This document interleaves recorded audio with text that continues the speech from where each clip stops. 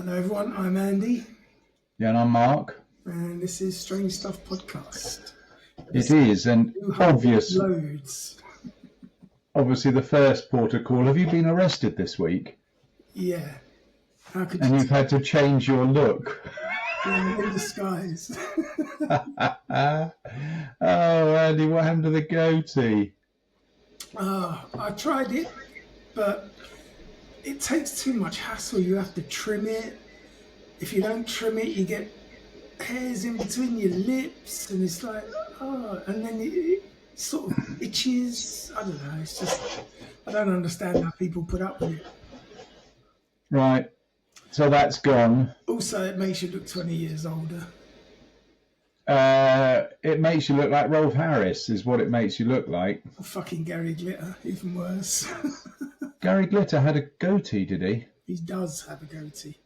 Oh, he's still alive, is he, Gary Glitter? I know, what's his face is dead. Rolf Harris has died. Yeah, no great loss to... Well, in fact, part of my childhood died when that came out about him.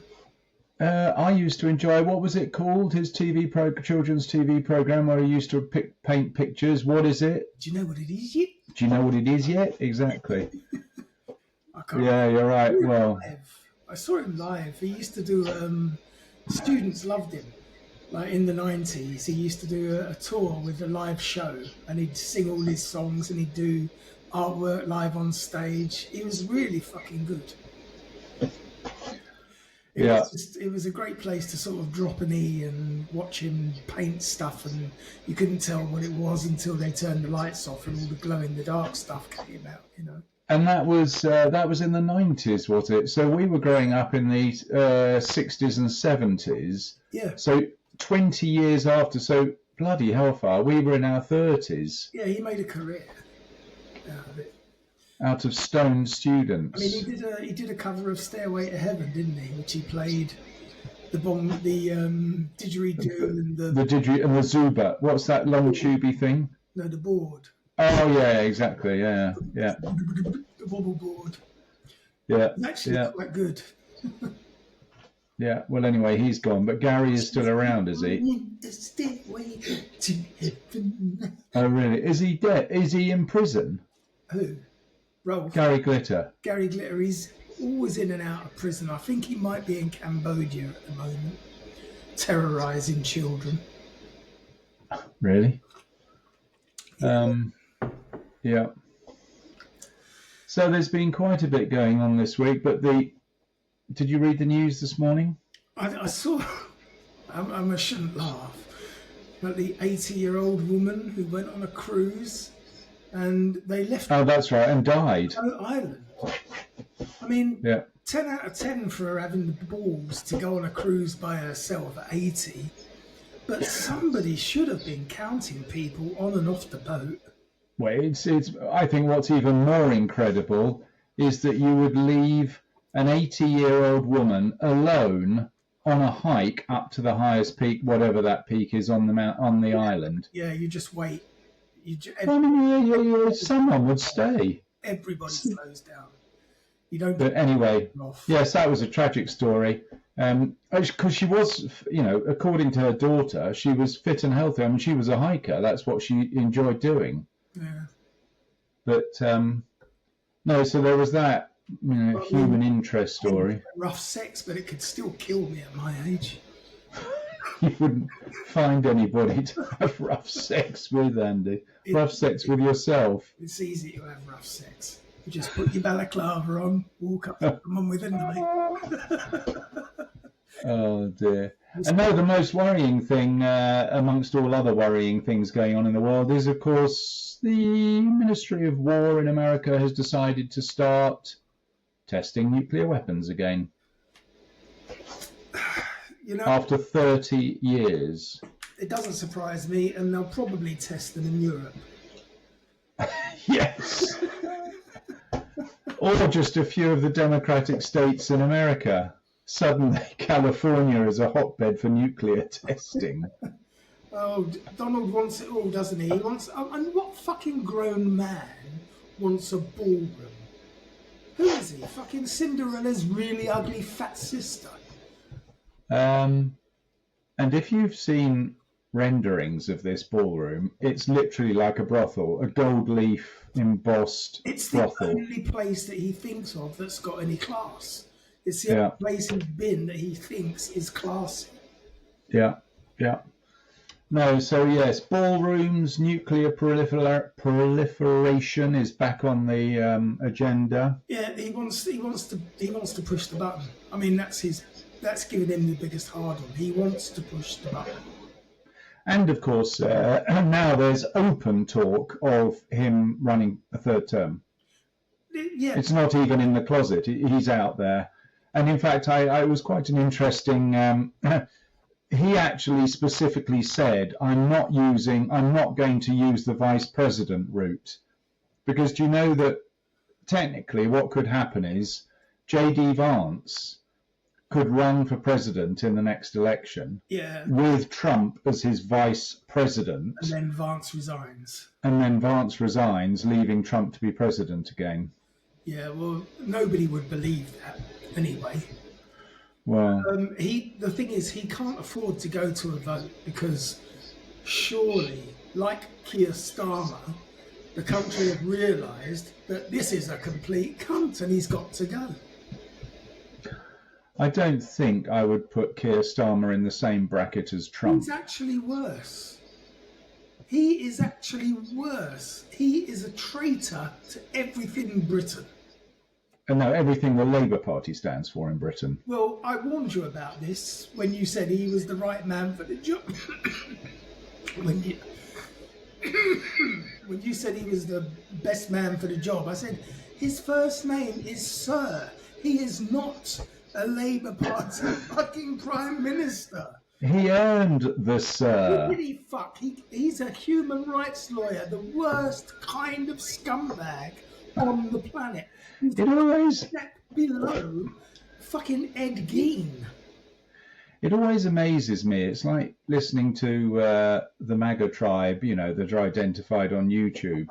The very people that are going to be the victims of the MAGA policies are the ones that are so vehemently, if that's the right word, supporting Donald Trump. It's quite staggering that they're literally like they're just shooting them. So I think they're beginning to realise because they've literally supported him into getting rid of the American Care Medicare.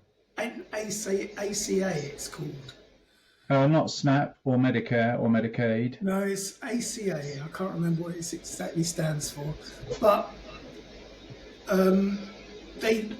what they were trying to say was we don't want Obamacare. What they didn't realise was that Obamacare was ACA, just called Obamacare.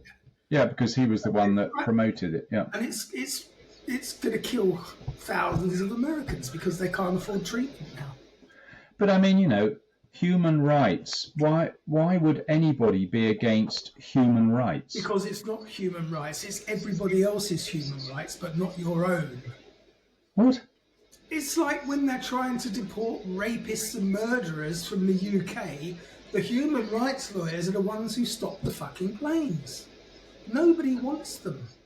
Yeah, but what you're... them. Yeah, but you see, obviously, we disagree on this. What you're talking about is one example in 10,000 examples of good things that the Human Rights Act does. It's enough. They should not be able to stop. We're trying to protect our children, and these fuckers are trying to throw our children at these cunts. And Sadiq Khan, what is he still doing as Mayor of London? He's been voted in 3 times. That's why he's still Mayor of London. Have you seen what's going on? What do you mean have I seen what's going on? I don't live in London. Of course I haven't seen what's going on. Denying that there are any grooming gangs in London. It's now been decided that the Met have to reinvestigate 9,000 cases of child grooming by Asian gangs in the capital. Yeah, but they're doing it. These people are being put in prison all the time. Well, I don't know. What do you mean? So the system is working. These people are being prosecuted. No, they're not, though, are they? They've been covered up for years. 9,000 cases. Yeah, but you know why that is, Andy. Yeah, It's got nothing to do with them being Asian or anything along those lines, and it's everything to do with the fact that the shame of the social services that simply didn't care for these girls. it's also That's the root of the there's problem. a lot of No one people, cared. They didn't care. They were poor girls from a poor background, and no one cared about them. people covering up and lying about what is going on. Yeah, the social services people covering their own arses. It's not just the social services. No, but I'm not saying that's the only thing. I'm saying that is one of the major. No one ever talks about it. How shameful is that? That the social services just didn't care enough for these girls, 13, 14, 15-year-old girls, 9 years old. or 9 years old, disappearing out the front door, getting into taxis or whatever every evening without even thinking, oh, I wonder what these girls are doing. They didn't care. You know, that's because of the mindset of probably our generation. What nation? Our generation. Our generation. Which describes victims of child abuse as child prostitutes. No, completely right, absolutely. So as I say, all of these things are multifaceted, but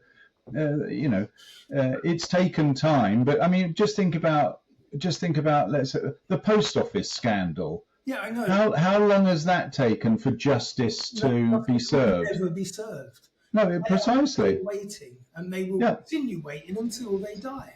Yeah. This government and every other government is determined not to give any money to any British citizens whatsoever. If, however, the post office was based in Lower Mongolia, they would have got billions in aid by now. You sound like a Daily Mail journalist. Out to Mongolia. Well, a perfect example of that that's actually happening today is the 20 billion that's just been given to Argentina by Donald Trump. Yeah, and for what? What political influence? He's trying to oust whatever, or he's trying to keep. Sorry, in Venezuela he wants them out. In Argentina he wants them to keep them in because the fellow smooches up to him when he visits the White House. Oh, this world needs a reset. It really No, you're absolutely right. It does need a reset. But what is incredible is, I mean, just the bare facts. You're an immigrant, reliant on other people at the moment, and you're arguing against human rights lawyers. So when they come to deport you, who are you going to call? Reliant on other people. I'm a perfectly legal immigrant. Yeah, but can't you see what's happening in America? They're deporting legal citizens in America. You would literally be one of the first people if the far right politicians take over in Sweden. Who is going to protect you? Me. Who is going to stand up for your rights other than human rights lawyers? My daughter. She'll kick some ass. You see, this is what's so ridiculous. I mean, of course they do things that you may disagree with, but to get rid of what's that thing that England, the Tories keep wanting to leave, the European Court for Human Rights? Is that what it is? We founded it, for Christ's sake. England was a founder member. Most of the law in it was based on English law. And just because they need a political, red flag to the whatever, we want out. What? We also founded the feudal system. It doesn't mean it's a great idea. We didn't found the feudal system. Oh no! Hang on a second. Did you not read my my response to where is Phil listening? I hope you are, Phil. Well, apparently he is. Because it's a bit rich when I can't remember. Was he actually criticising my education? Did you ever study geography? Yes, now, Phil, I don't want to be. Spelled it wrong. Exactly. Normally, when you write a post questioning someone else's education, I would use spell check. Yeah, unfortunately, I spotted that. I mean, I would because I am a grammar Nazi. Oh, exactly. Anyway, so we've covered a bit in America. What else? Oh yes, I'll tell you what. Was it this bad for Prince Andrew last week? It had already happened. Oh, they'd already stripped him of everything and anything. No, but these new revelations, and can you imagine that he was entertaining Jeffrey Epstein, Weinstein, who's the American Hollywood fellow? Yep. And Ghislaine Maxwell in the Royal Lodge. The three of them together. There's a photograph of them together in the Royal Lodge at the same time. I mean, going back to when the Republicans were claiming that the Democrats were a load of child-eating paedophiles.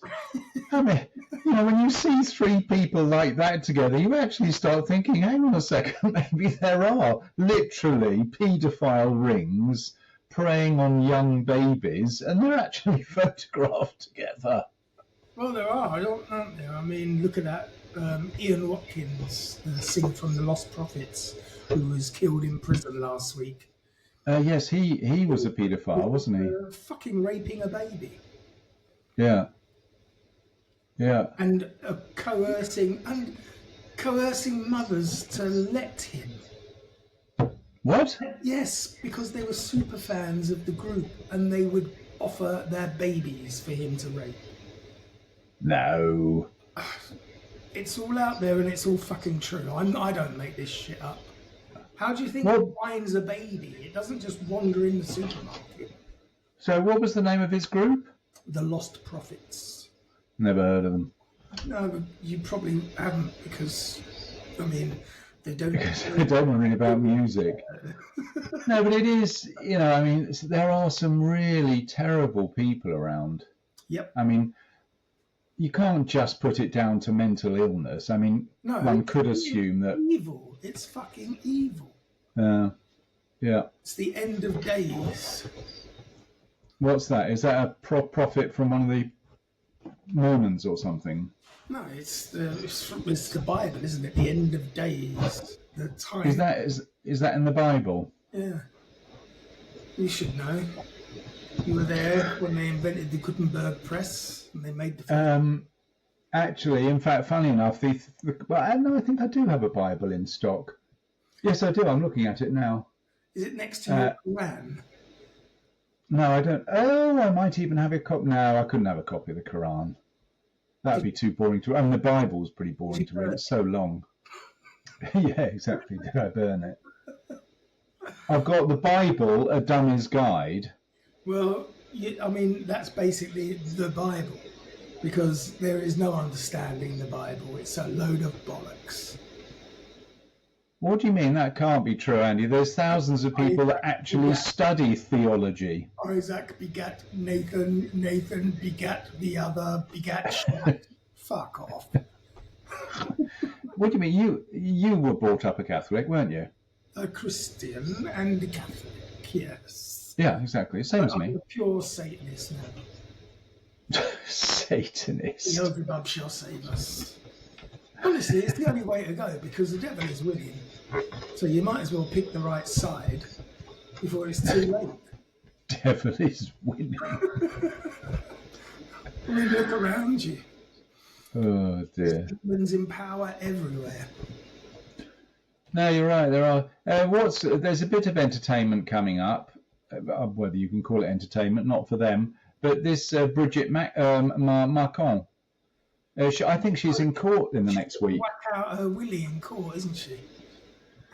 Well, she's got a daughter, for God's sake. I mean, how stupid can these conspiracy people be? I mean, technically, Elton John and David Furnish have a child as well. Yeah, but there's records of her giving birth to this child. Yeah, but no video, no believey. Video. You want a video of the president's wife giving birth? Let the trolls have their fun. For God's sake, this is good entertainment. No, but absolutely, as I say, I'm a full supporter of free speech, but as I've always said, you've got to take responsibility for what you say. You can't just say random stuff without taking responsibility for what you say. Who keeps making these aspersions or casting 23 million followers. Yeah, she is going to pay. No, you're right. You're right. In fact, there was something about the InfoWars man. You know that fellow who got done for $1 billion? So that Sandy Hook conspiracy theory. Yeah. He was in the news the other day trying to have his fine overturned, but I don't think he succeeded. I think he's still got to pay it. No, they upped it by 100 pints. Oh, do they? And, you know, it's interesting. I always find these things. Why would you associate watching InfoWars for buying vitamin supplements? What's the connection? Why is it all of these companies sell you magic potions? They're scams. I mean, it's like grow your dick 2 inches in 7 days. How many do you think actually click on that? No, you're right. For a start. Grow your dick 2 inches. No, but I wonder what it is. Why would you think InfoWars is the distributor of wellness? It's just, but that's where isn't that where he's made his money? On his vitamin supplements he flogs on the channel. Yeah. Or non-supplements. A load of tosh. It is indeed. Anyway, it's particularly shit weather today. It's absolutely pouring with rain. I'm not going to be able to work outside. I'm in the middle of my bush cutting. Oh dear. I did one this morning with the clippers. I wish I could use electric clippers to do my bush cutting. I'll tell you, I need a 58cc 2-stroke engine to chop my bushes. Like Bushmaster? In fact, I'm so pissed off with having to do this job twice a year. I'm actually looking online. You'd be amazed what you can buy in China for very little money. Do you know you can buy a whole digger? I mean, literally a 1.2 ton digger, mini digger, for like $2,000. They cost $20,000 in Sweden. What about delivery, though? No, including delivery. Oh, come on, you've got to order one. Yeah, you've got to order. No, exactly. I'm literally thinking about it. Order one. Yeah. And we've got to feature this on our podcast. What, Mark's mini digger? Yes, no, you have to order one. I mean, it's not even long delivery. It's like 3 months. Order it now, quick. It'll be in time to dig up for the spring. Oh, because then you see, rather than bush cutting, I can literally just pull up the roots of these things. That's the idea. Yeah, you could dig a moat around your castle. Yeah, it's a bit difficult because I'm on a slope. All the water would go to one end. I'm sure that the Chinese could make you some kind of anti-gravity device for about $20. No, but it's amazing what you can buy on Alibaba. Is it called Alibaba? Wish or Alibaba, yeah. Alibaba is the one for heavy industry stuff. It's pretty cool. You can I'm doing research. You can get yourself a Ferrari as well. Ferrari? A Ferrari. Well, it will look exactly like a Ferrari. Well, you know that... but it cost you about 20 quid. I saw actually, they do a mini Range Rover. That's like sort of the size of a Suzuki Jimmy, but it looks like a Range Rover with some, two-stroke 600cc engine in. But it looks like a Range Rover. Excellent. I think that'd be really cool. Yeah, I think people underestimate the Chinese, and they underrate their cars. I mean, they actually make quite good cars now. Of course they do. Why? China is, people always used to take the piss out of China. They certainly produce a lot of cheap crap, but it's cheap crap. But if they want to produce something quality, they absolutely can these days. There's no doubt about it. Yeah, because they've industrial espionaged everything on the planet by now. I think a lot of it is to do with that, but you can't keep arguing that, because the simple fact is, just think of the resources the Chinese have. Yeah. Just think of the money they have to put to R&D, which, America just doesn't have. China doesn't have trillions of dollars of debt like America. They don't have to service these things. In fact, as a complete aside, I think the Fed reduced interest rates this week, which is surprising. I thought they met on a Thursday. Anyway, I we're thought I read. talking too much. We've got stuff to discuss. Yeah, you say that every week and then you come up with some lame. I'll tell you what I want to talk about very quickly. Can you put this down as a subject, please? It's going to be wrong. I want to talk about that place in South America where they have cut those bricks, those granite slabs, with absolute precision. It looks like they're laser cut. And, this is 2,000 years before Christ. I want to do a program on that, please. Okay, well, there's a place in South That America is strange. where they've laser cut these bricks 4,000 years ago. The end. No, I want to do it. I want an explanation of where it came from. Well, it's obvious. You can ask Elon, his home planet. Yeah. Anyway, today we're going to talk about power. What, electric power? When people talk about power, they Steam usually power. it arriving like a fucking thunderclap. Sudden, dramatic, impossible to miss. And we're talking revolutions, coups, clashes, uprisings. But most of the power that shapes our lives doesn't look like that. It creeps. It drifts. It's the quiet, polite sort of power that changes the rules while you're busy at work or making dinner. And this is right up your alley. Because It is right up my alley. this speaks to you. Yes. You wake up one morning and you realise that the whole landscape has shifted. Not because anyone stormed the place or the palace, but because the palace slowly rearranged the ground beneath your feet. And that idea that real change is slow, institutional and incremental is at the heart of our story today. And it begins in late Victorian London, in the smoke and confidence of the British Empire, where a group of middle-class thinkers, 2 out of 3 ain't bad for you, middle class. Sorry, just so I know it's a basic question. Victorian, 1890s, 1870s? Late 80s. Right, yeah.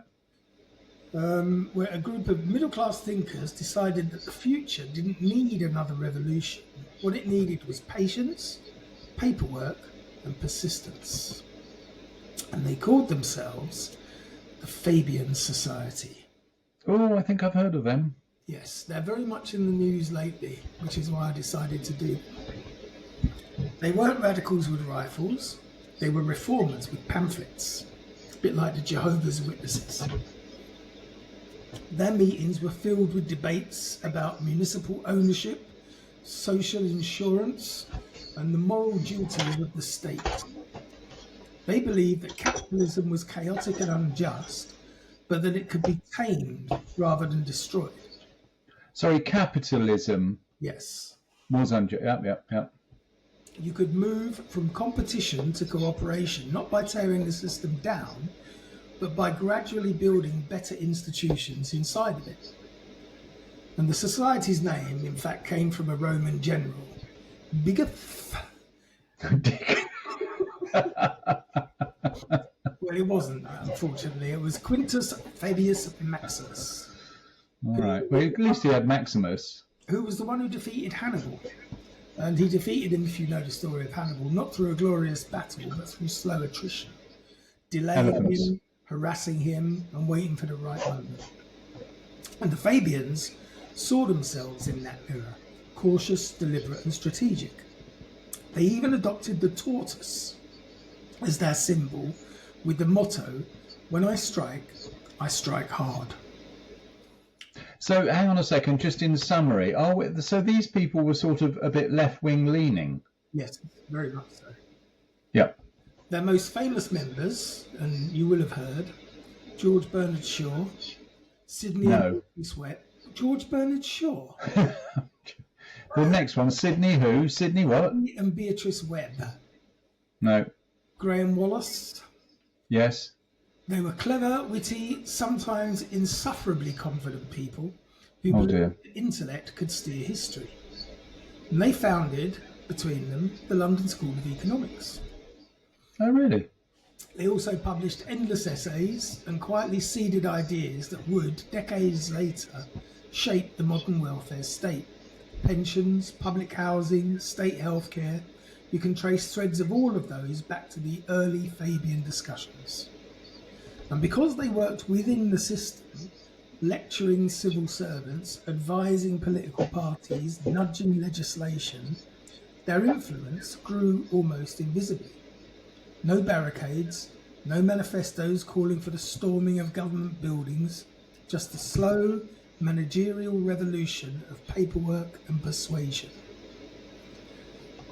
Now that very quietness, that method of change by infiltration and influence, is what later fed the idea of a Fabian conspiracy. Mm-hmm. The phase... But they didn't do it, when you say infiltrate, they weren't secret in their objectives. They were very secretive about their objectives. No, so they were sort of eminence noire, a bit, in the background, Yes. hovering, ghostly. Whisperers. All right. The phrase sounds dramatic. It's like something ripped from a Cold War spy novel, but it's really the projection of a deeper anxiety that if revolutionaries can't win by force, maybe they'll win by patience.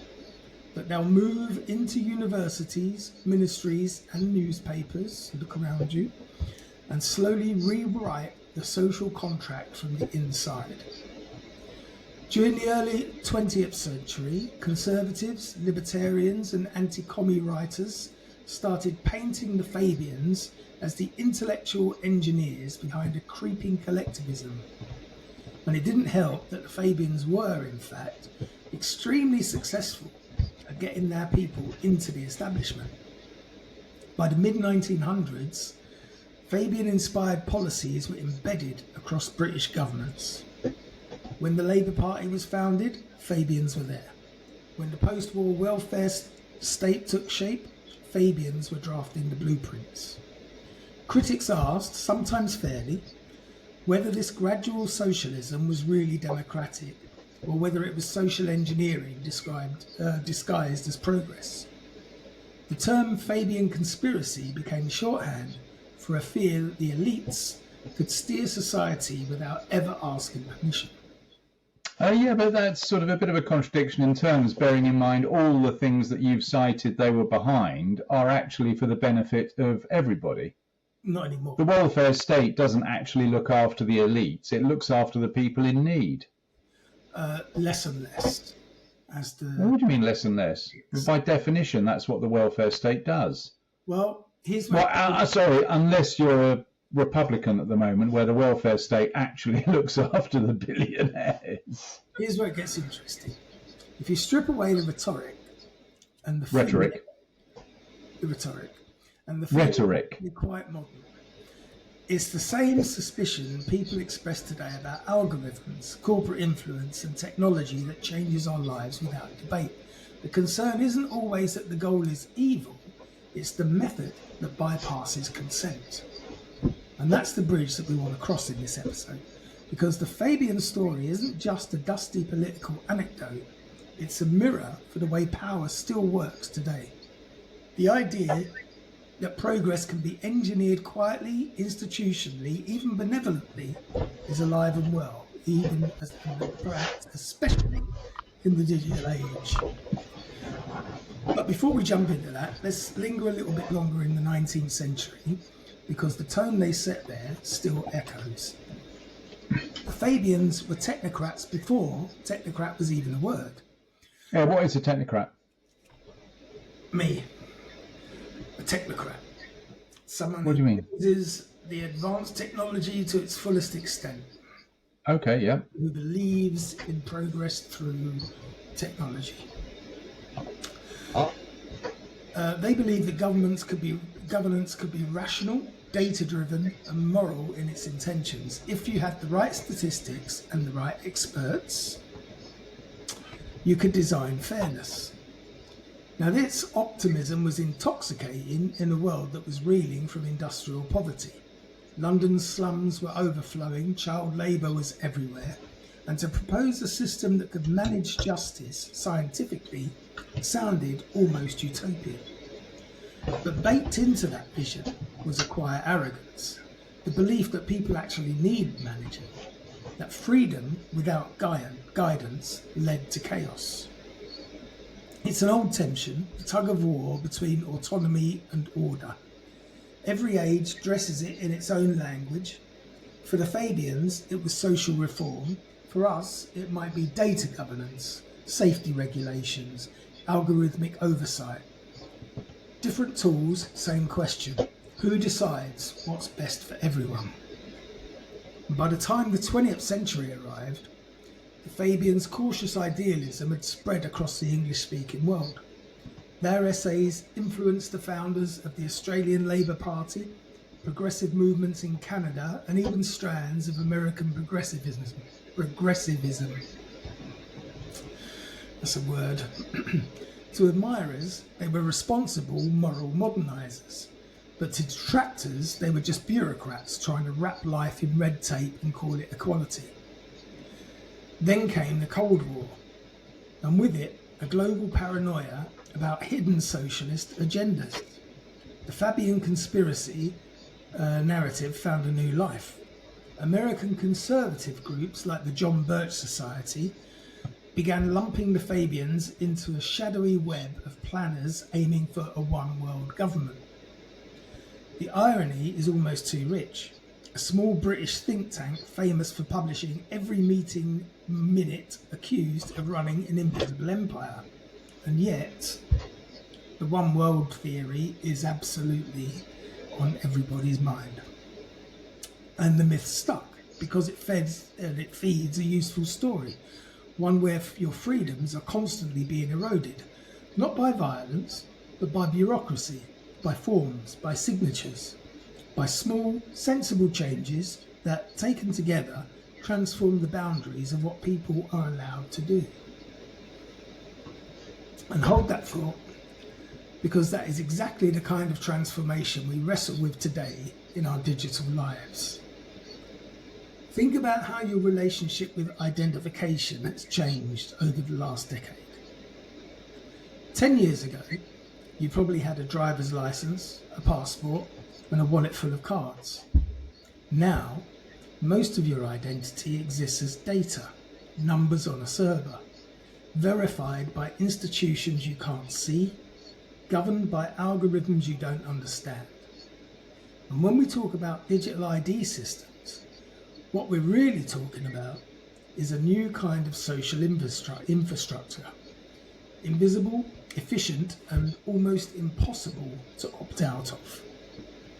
Governments around the world are exploring them, not in secret, but often without much public comprehension. The pitch sounds familiar to a Fabian ear. Efficiency, inclusion, convenience.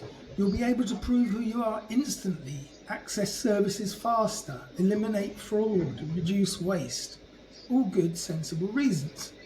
And yet, somewhere underneath, a quiet anxiety hums. What happens when identification becomes inseparable from participation? And that is the modern echo of the Fabian dilemma. When change is gradual, managerial, and packaged as progress, it often escapes the emotional alarms that revolutions trigger. You don't feel the loss of autonomy because each step makes sense. Each update seems harmless. It's only when you zoom out years later that you realise what you've done is built a system where every transaction, every movement, every access point is linked to a central identity key. The Fabians would have understood that mechanism instinctively. They believed that good governance requires good information. In their day, that meant censuses and surveys. In ours, it means data trails and identity tokens. The goal is still social improvement. The risk is still concentration of power. I have to interject at this stage? Yep. It sounded to me like the Fabian Society, their objectives were clearly for the benefit of everybody. You've talked about it, welfare state, and for whatever reason, that was their motivation. To begin with. What do you mean to begin with? When did it turn to be evil? Well, this is why we're talking about the Fabian conspiracy. We're getting well, okay, but anyway, so the simple point is the Fabian Society, as you've outlined, is for good. It's a system that introduces benefits for people in most need, and that is in complete contrast to what you're describing about in terms of trawling for data, which is ultimately purely for promoting consumerism. And also, it's why Facebook exists. Facebook, if it didn't have advertising, if it wasn't promoting products or now ideologies, which has a value, I mean, people pay to promote ideologies, these sort of things wouldn't exist. So I would point out that one was for the purpose of good, and what you're describing now, data accumulation, all of that, is purely evil. Well, not purely, because pretty much so. Digital ID conversation isn't inherently sinister. Many societies genuinely believe that they need better identity frameworks to reduce corruption, to include citizens who've never had official documents, and to simplify cross-border life. And the issue isn't the existence of digital identity, it's the architecture. Who owns it? Who audits it? Who decides when and how it's used? And these are important questions. And that brings us full circle to the philosophical question that the Fabians accidentally left us. Can gradual reform hide a quiet revolution? They thought the answer was yes, but that the revolution would be benevolent, step by step. They would domesticate capitalism, rationalise society, and design fairness. The problem is that even benevolence can become coercive when it stops asking permission. A perfect system built without consent is still a tyranny. A polite tyranny, wrapped in paperwork and process, but tyranny all the same. When you hear critics today talk about digital control, surveillance capitalism, or data colonialism, you're hearing that same worry reframed for a different century. The fear that once identity becomes data and data becomes currency, freedom becomes conditional, not abolished, just quietly rationed. Yes, I agree with that. But again, you're talking about benevolent is bad, isn't it? No, benevolent is good. Benevolent is good, right.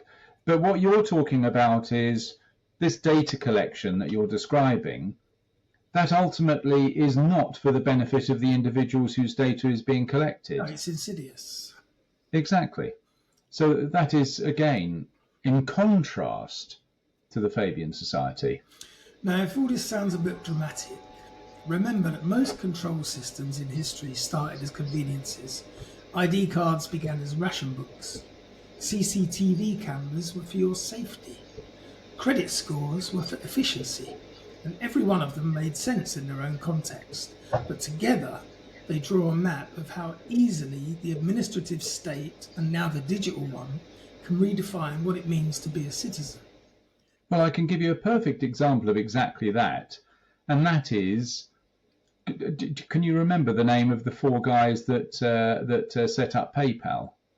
Elon Musk. A convenient way of just allowing internet transactions. Yeah, PayPal. It was Elon Musk, and one of the even more, if you can imagine it, even more frightening because he's in the background. Is it Peter Thiel, who's the sponsor of JD Vance? Yes. So there's a direct, I mean, literally not in in multi-generations. This is in fact, literally a couple of decades. You've got one fellow who came up with a convenience product, i.e. PayPal, and now the vice president of the United States of America is basically under his thumb or at his behest or whatever. Yeah, but also completely controlled by that fellow. So was Donald Trump under the thumb of Elon Musk until he got too big for his little booties. The difference being that Donald Trump had a history without Elon Musk, whereas J.D. Vance doesn't have any history. He's literally an invention. He is directly a product of the Peter Thiel benevolent, when you just give people money to promote them into positions that ultimately are going to benefit you. Yeah. It's quite incredible. I mean, that is literally in the space of, 2 decades? Yeah. Well, the Fabians didn't invent this process, but they gave it language and democracy. They proved that you could change the world without ever shouting about it. And Peter Thiel has shown you just that. So who are members of the Fabian Society as we speak today? Are there people who identify themselves as, I'm a member of the Fabian Society? Definitely. But we're only on the first section. Let us move along. Oh. Now, this is the fact that they do it without shouting about it is both genius and a curse. Because once you learn that quiet change works, you can never unlearn it.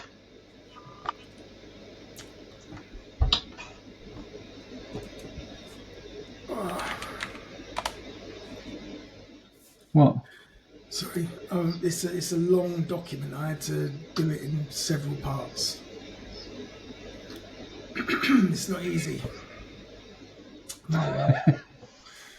So when we talk about freedom, we usually picture it as a battle, a stand, a declaration, a line in the sand. But more often, freedom isn't taken away in one decisive moment, it's eroded. File by file, update by update. Each change is wrapped in a language of convenience. And that's the pattern that connects the world of the Fabians with the world we live in now. Not because the same people are pulling the strings, because they aren't, but because the same logic is at work. The belief that good governance means smoothing the edges of life until everything fits into a system. And the problem with systems is that sooner or later, they start treating human beings like data points. The Fabians imagined a society run on reason. They distrusted chaos. To them, disorder meant injustice. And if the poor suffered, it wasn't just bad luck, it was bad design. The state, therefore, had a moral duty to redesign life, and it was almost architectural. The human condition is a kind of urban planning problem. Fast forward a century, and we see the same architectural mindset applied to the digital world. Identity, reputation, trust, all mapped into platforms, scored, verified, and connected. You can measure everything, and therefore you should. This is the world of the algorithm, where efficiency becomes a moral value. But pause here, because that word efficiency sounds harmless. In fact, it's one of the most seductive words in modern politics. It feels rational, non-ideological, above debate. Who could be against efficiency? And yet, when you follow its logic to the end, efficiency begins to erode the messy, emotional, unpredictable parts of life that make freedom possible. The Fabians wanted efficient morality. Digital governance wants efficient identity. And both risk confusing what's measurable with what's meaningful.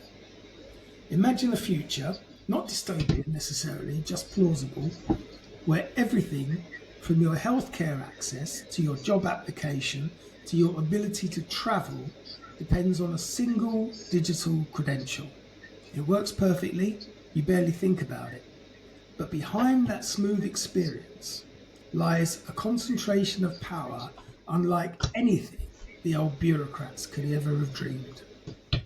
One technical change, one policy tweak, and your access narrows. Not as punishment, not dramatically, just administratively.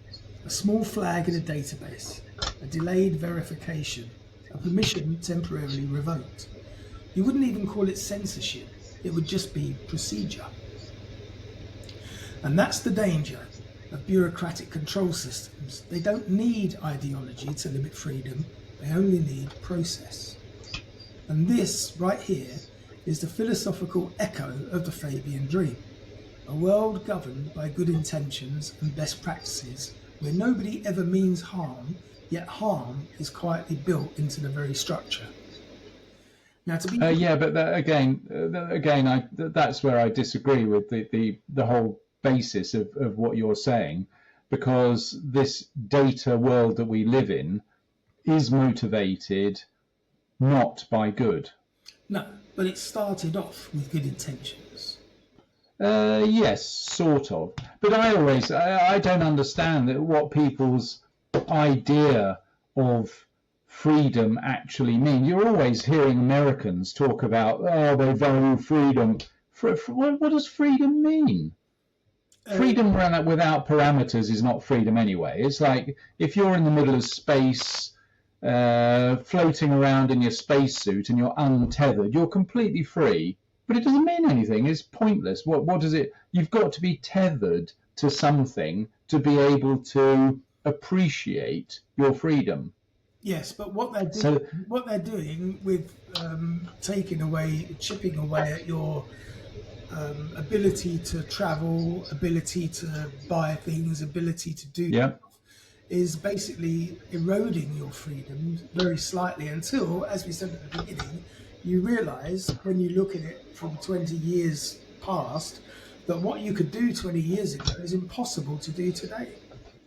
But I don't see that. I don't see, for instance, the ability to travel, the grounding for freedom. For you to be truly free, in my mind, you have to be free from poverty. That's the first thing you have to be free from. If you live in poverty, you're not free, because every day you're worried about putting food on the table for your children.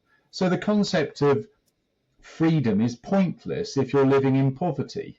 That's the first thing. If you eliminate poverty, then you're moving towards freedom. If you have poverty, you're not free. And the other thing is health, which is why I agree fundamentally that people's health should be a priority for the government to promote or provide a good health system.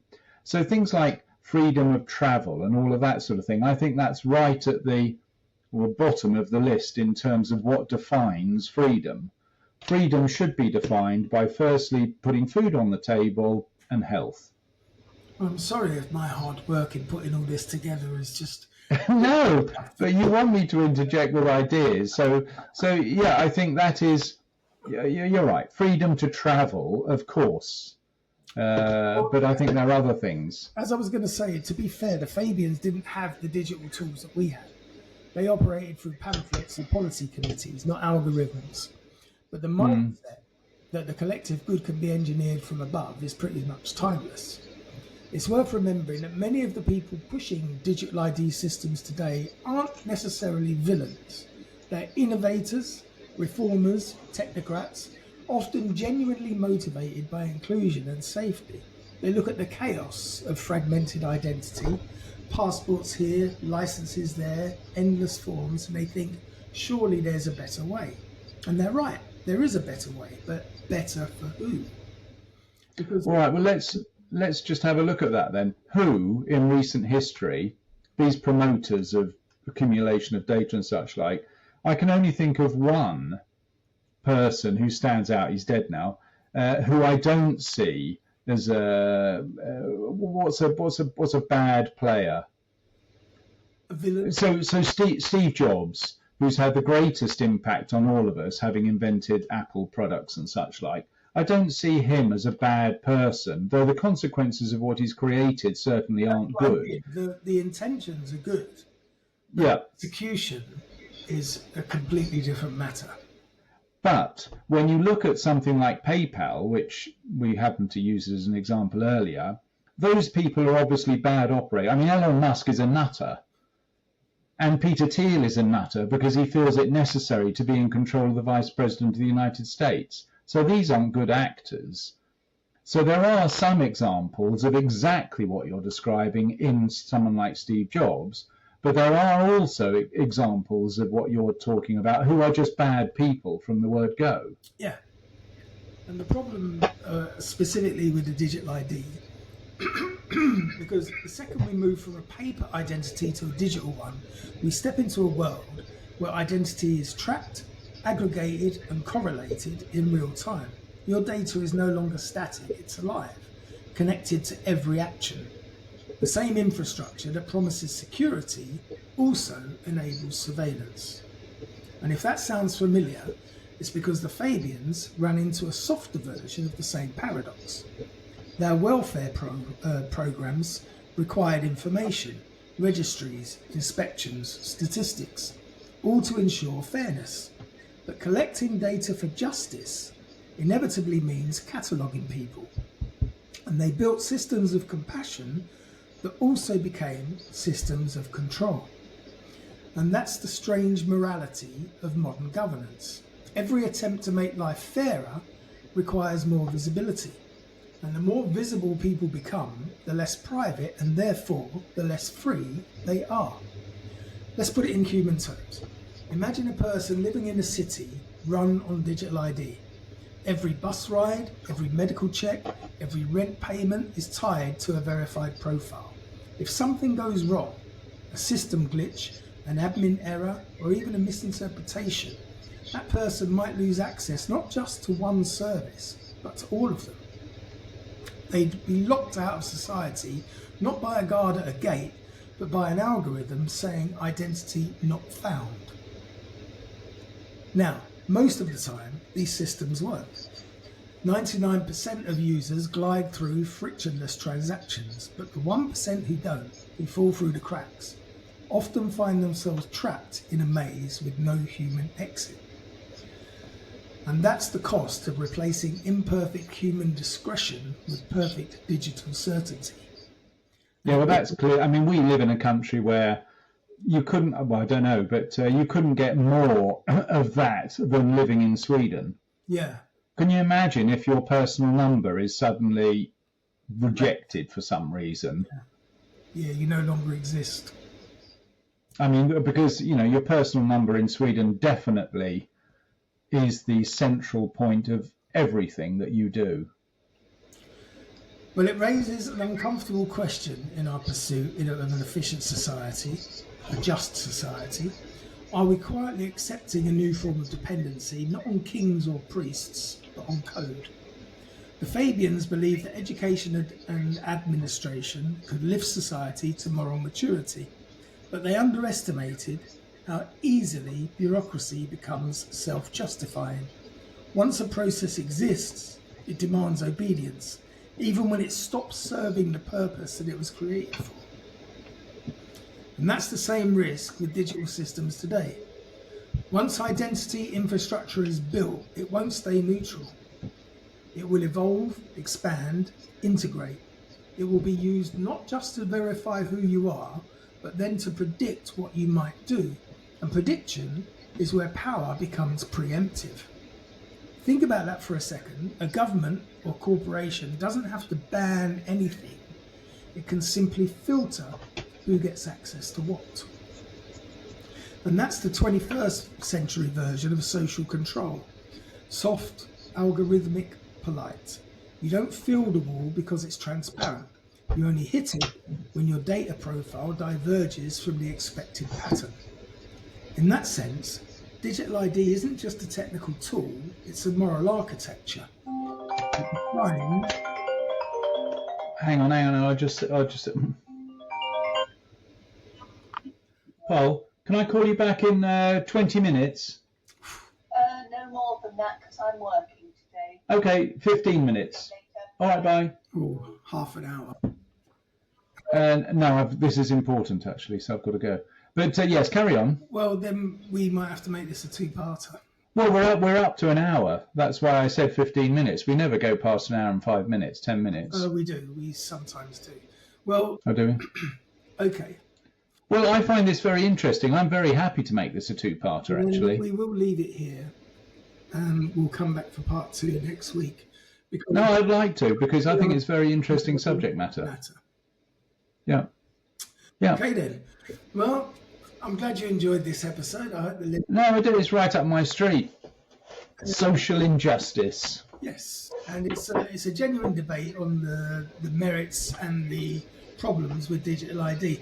And some of the biggest problems with digital ID, especially in the UK at the moment, is it's come out of nowhere that Keir Starmer, who got in on promises of stopping the boats, has just suddenly said, I'm mandating digital ID without any kind of consensus or vote or anything, and no one understands where it's come from, but it's obviously come from outside. It's not him who's promoting it.